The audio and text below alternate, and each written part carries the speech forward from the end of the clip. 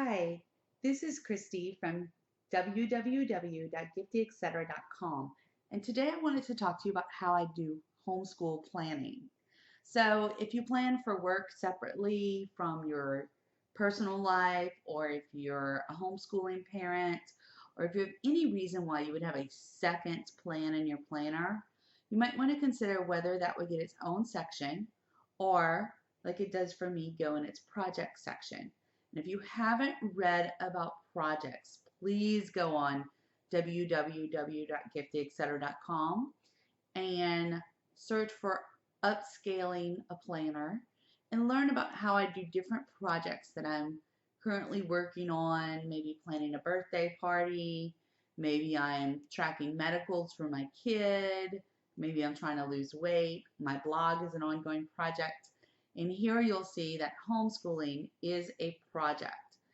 And so homeschooling is going to be under the H, so I'll go to the H part of my index. And let me move this just a tiny bit so you can see this index. So here's my index. And for example, anything that starts with ABC would go here. Anything with STU would go here, right? Homeschooling is going to go under the H's. And because I just followed the order of my index, it's going to go last. It's going to be the last project planning pages under the index. This is important because it means that I don't have to keep my index in alphabetical order, and I can still find things quickly and easily by knowing kind of where they are in order and also what letter they start with.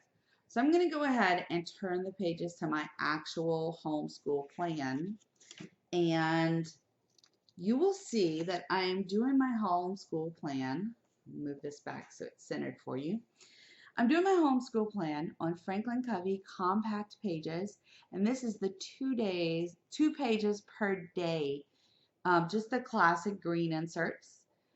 There are also lots of places that have these printable inserts with sort of the same pattern online, but I want to show you exactly how I do my plan. So this is a plan that's already been worked.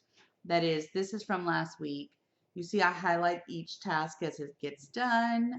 I wrote in times that were relevant to our homeschool schedule. This is separate from my personal plan. Obviously, I put any times I need to know about on my personal plan. But if they're going to happen during homeschooling, or if they affect homeschooling in any way, I might need to write them on the plan. So if I had a teleconference with work, for example, since I work from home, it would be important that if I had a teleconference from work, I wrote it on the plan so that I know that my child would have to be doing something that didn't require my supervision at that time. Then I just keep notes of the day right here on this blank page. And I'll show you more about that later, but you can see we started with a pre-test in spelling, a pre-test in vocabulary.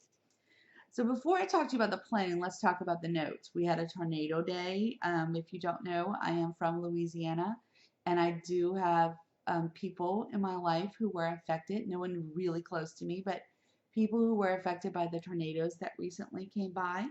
So we didn't actually have school that day, so I had to go back and highlight things as we actually did them on the next day. But you'll see sort of how I keep my notes. So here I have an 85% on his vocab. So he went from a 0% of knowing the vocab to an 85%. And that's just because I taught it to him. Spelling, he's getting 100% on a little test that I give him on the computer, but only with retries. By the end of the week, we want 100%, or at least 90% or up, without having to retry spelling the words. I do keep notes about what frustrated him so that I can make better plans in the future. Now, I did this for every day of the week, and at the end of the week, I will just staple these plans to whatever worksheets I decide to keep as samples of his work, throw them in a folder, and that's it. My homeschool plans and my homeschool notes are all taken care of. So I thought it was important for a homeschool plan to go ahead and get a divider. And I just have this old Franklin Covey 365 divider, but any divider will work for you. You can even make your own out of plastic. And I just kind of put in there my codes for when I'm writing the homeschool plan and any extra ideas for things I might want him to do. Say if I do have one of those conference calls and I need to give him something that he can do without disturbing me. So let's look at an actual plan. And I've picked the plan for Monday because it's nicely laid out and we haven't started it yet. So it's going to be really easy for you to see all the details. You'll see that the data space, the side of the page where I just take notes on what he does, is completely blank. I will just start taking notes on Monday. As we do a test, I'll write his test scores. If there's anything particular he struggles with that we need to put into the future plans, it'll go there, that sort of thing. Let's take a really close look. I'm going to see if I can bring in the camera just a little bit for you. That's as far as I can bring it in. Sorry about that, guys. So let's take a look at our actual plans. So first, I make a list here in this daily tracker of things he needs to do every day.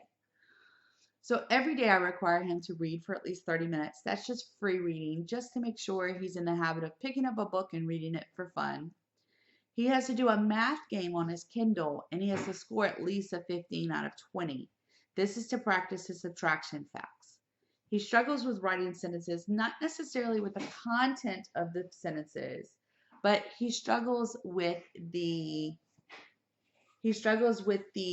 actual formation of the sentences for OT. And that's why he's seen an occupational therapist. So sentences go there. Every day we have typing practice. It's just some little games that I find on the computer. And he has to practice some subtraction, not necessarily for a speed test because I don't time the test, but to get quicker at the 19 minus 9, 18 minus 9, 17 minus 9 facts. Now, he's a second grader, and so these are all skills that are at the end of second grade, but there's probably something your kid, no matter what grade they're in, does every day. Go ahead and put these here.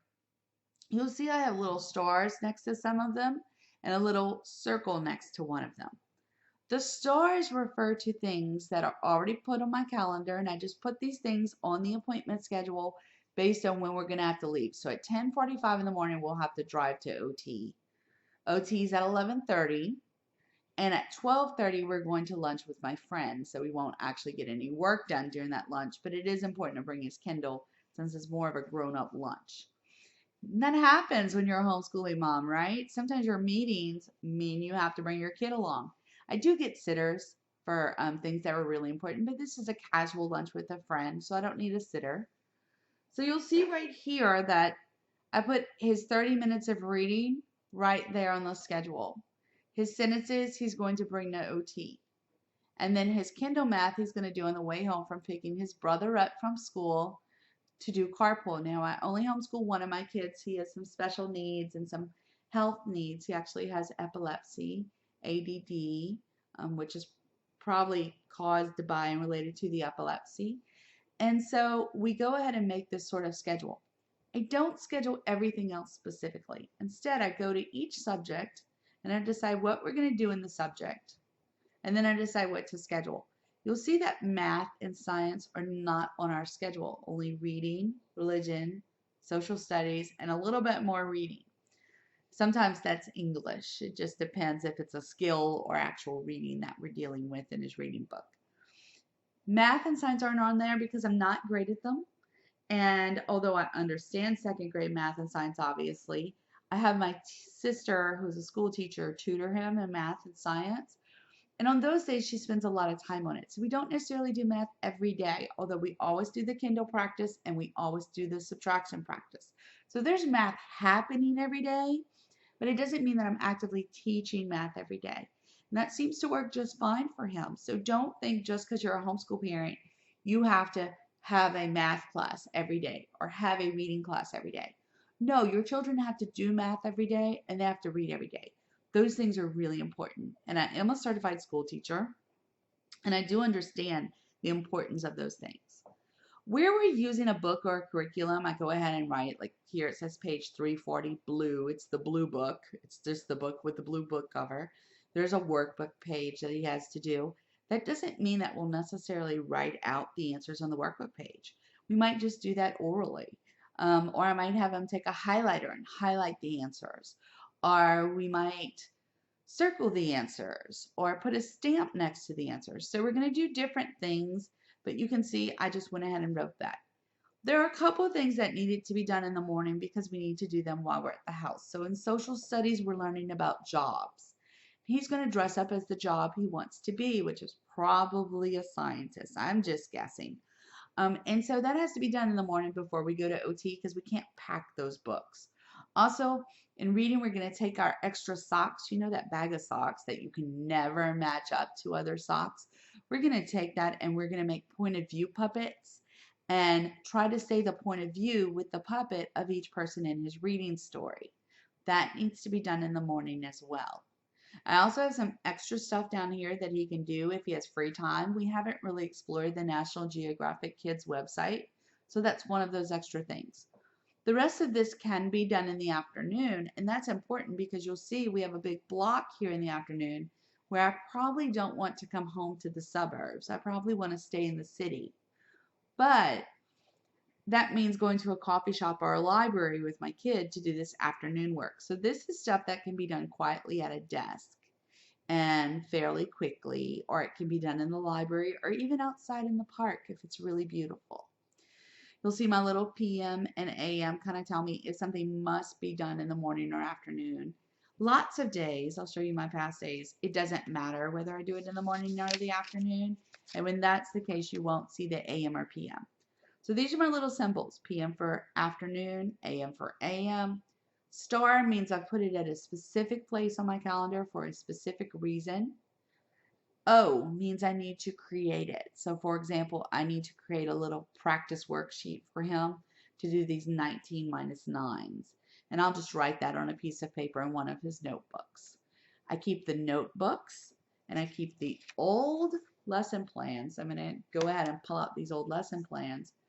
I keep these old lesson plans and the notebooks and any worksheets that I think show significant progress or significant struggles.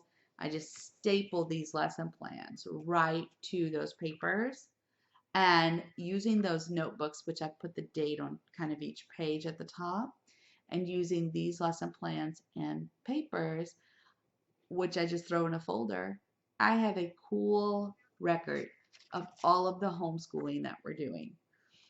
Just so that you can see it, I want to show you a blank page. So Tuesday, I haven't planned yet. Sorry, there's extra stuff in these daily pages, so I'm just going to go right past that. Tuesday, I haven't planned yet, and so this is what the blank page would look like. And I think that's totally a reasonable spread for doing homeschooling. If I have to go beyond this, it's probably too much stuff to get done in a single day. Love the daily tracker. Sometimes we cancel something, like sometimes we're not going to read for 30 minutes because one of our reading assignments requires us to read for 30 minutes. Or sometimes he has actual math and I don't need to make a practice page. But the daily stuff pretty much gets done most days. And so it's a great way to track that. Again, this blank schedule is not going to be filled out with all of my personal schedule. It's just going to be filled out with part of my schedule. And that's really important. I can show you actually on my personal schedule for today. So I have a personal schedule today, actually tomorrow, which is a Sunday. I have a personal schedule. It is very intense. I have a personal schedule for today that's not quite as intense. But those schedules do happen in my planner. They just don't happen in the homeschooling section of my planner.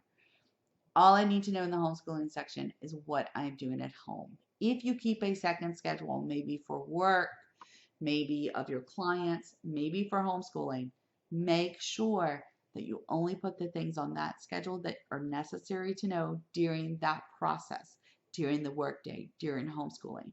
But your master schedule should have everything. In fact, it should note that you're doing homeschooling or you're doing work if that's something you're likely to forget. If you wanted more information about planners, organizing, taking care of the home, or homeschooling, please visit www.giftyetc.com and remember to subscribe to my YouTube channel for more great videos. Have a wonderful day and a great week homeschooling.